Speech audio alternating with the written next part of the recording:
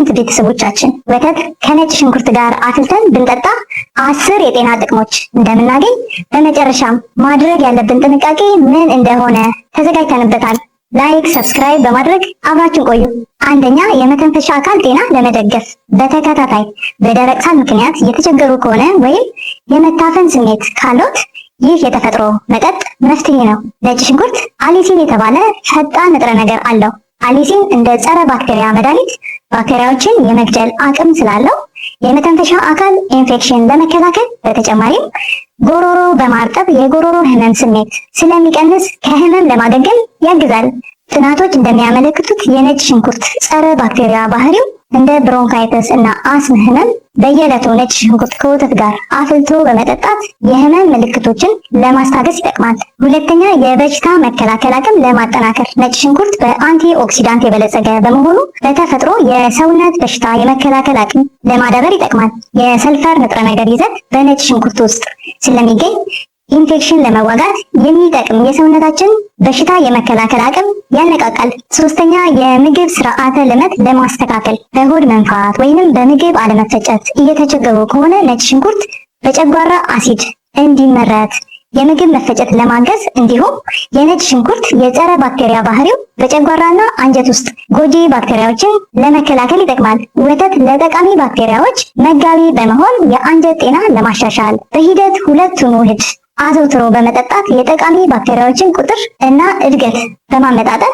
የምግብ መፈጨት በማሻሻል የምቾት ማጣት ወይንም የህመም ስሜት ለመቀነስ ይጠቅማል። አራተኛ፣ የደም ግፊት ለማስተካከል የደም ግፊት በተለይ በአሁኑ ዘመን የአኗኗር ዘይቤያችን ብዙ ሰዎች ተጋላጭ የሚያደርግ ህመም ነው። ነገር ግን ነጭ ሽንኩርት ለመከላከል እንዲሁም ለማስተካከል ከሚረዱ መፍትሄዎች አንዱ መሆኑ ጥናቶች ያመለክታሉ።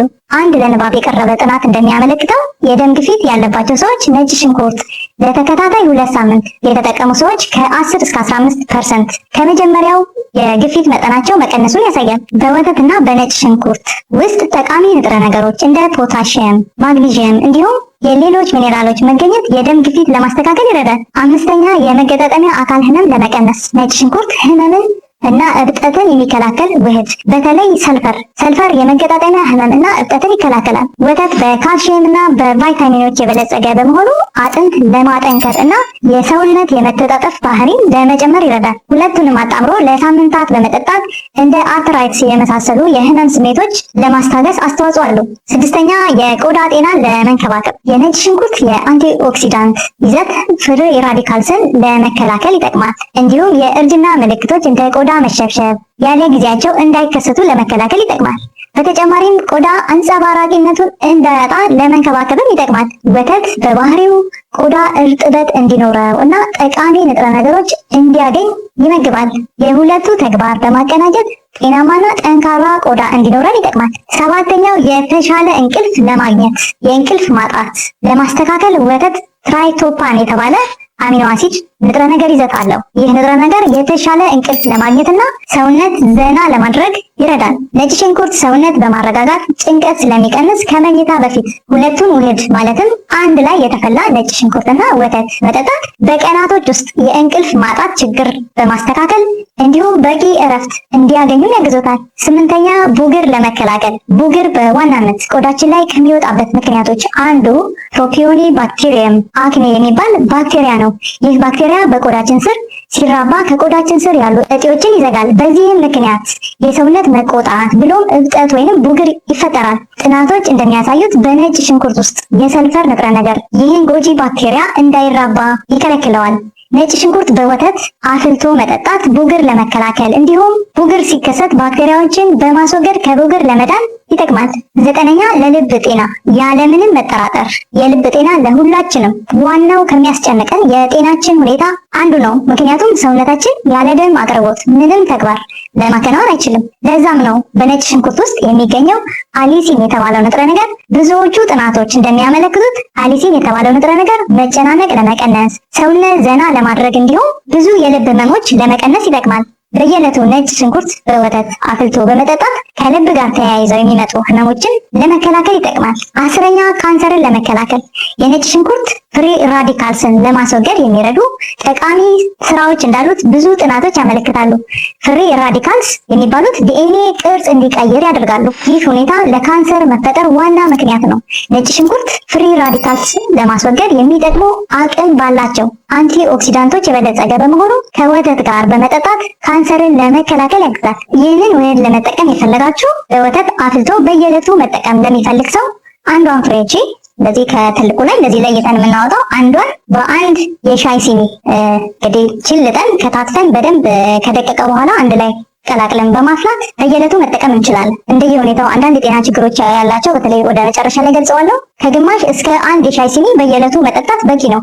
ከዛ በላይ ግን የሚያስከትለው የራሱ የሆነ ጉዳት ስላለው ከግማሽ እስከ አንድ ሲኒ ልትጠጡት በቂ ነው። ነጭ ሽንኩርት በወተት ስንጠጣ ማድረግ ያለብን ጥንቃቄ ምንድነው የሚለውን እንመልከት። በነጭ ሽንኩርት ውስጥ ያለው የሰልፈር ንጥረ ነገር ይዘት ጨጓራቸው በትንሹ የሚያማቸው ሰዎች፣ የሚቆጣ ጨጓራ ያላቸው የህመም ስሜት የሚሰማቸው ሰዎች አሉ። እነዚህ ሰዎች በትንሽ መጠን ነው መጀመር ያለባቸው። እንደሌላው ሰው በአንድ የሻይ ሲኒ ሳይሆን ወይ በግማሽ ሳይሆን ከዛም በታች ጀምሮ ያለማመዱ የህመም ምልክቱ የማይሰማቸው ከሆነ እስከ አንድ የሻይ ሲኒ መጠጣት ይችላሉ። ሌላኛው የደም ማቅጠኛ መድኃኒት የሚወስዱ ሰዎች ባይጠቀሙ ይመከራል። ምክንያቱም የመድማት ተጋላጭነታቸው ሊጨምር ይችላል። ስለዚህ ባይጠቀሙ እንመክራለን። በብዙ መጠን የነጭ ሽንኩርት መጠቀም የማቅለሽለሽ፣ የጨጓራ ማቃጠል ወይንም የመጥፎ ሽታ የአፍ ውስጥ ሽታ ሊያስከትል ይችላል። ስለዚህ በትንሽ መጠን መውሰድ ይኖርብናል ማለት ነው።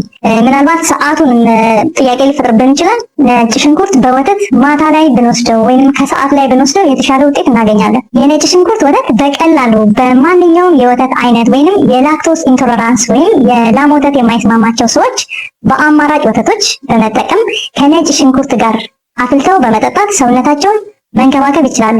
በአስደናቂ ሁኔታ ነጭ ሽንኩርት እና ወተት ለቆዳ ጤና፣ ለደም ግፊት፣ ለመተንፈሻ አካል ህመም እነዚህን ለመከላከል እንዲሁም ለአጠቃላይ ጤና ይጠቅማል። ነጭ ሽንኩርት ጠቃሚ ውህድ እንደ ፍላቮኖይድ፣ ኤንዛይም፣ ሚኔራሎች እና ቫይታሚኖችን እንዲሁም እንደ ሴሊኒየም፣ ማንጋኔዝ፣ ቫይታሚን ቢ6 እና ካልሲየም ይገኝበታል። እነዚህ ንጥረ ነገሮች በሙሉ ጤናማ ለመሆን ለሰውነታችን ተግባር አስፈላጊ ናቸው። ነጭ ሽንኩርት በወተት መጠጣት ሰውነታችን ንቁ እና ችግር ሲያጋጥመው በፍጥነት እንዲቋቋም ይረዳል። ታዲያ ይህን ቀለል ባለ ወጪ የሚደረግ አመጋገብ በየዕለት በመጠቀም ብዙ ንጥረ ነገሮች አቀናጅቶ ስለሚሰጥ ብቻውን ብዙ የጤና ችግሮችን ለመከላከል ጠቃሚ ዘዴ ነው። የዛሬው ነጭ ሽንኩርት እንደ ቀደምት ቤተሰቦቻችን ከወተት ጋር አፍልተን በመጠጣታችን የምናገኘውን የጤና ጥቅም ያቀረብነው መረጃ ጠቃሚ ነበር? ያላችሁን አስተያየት ጻፉልን።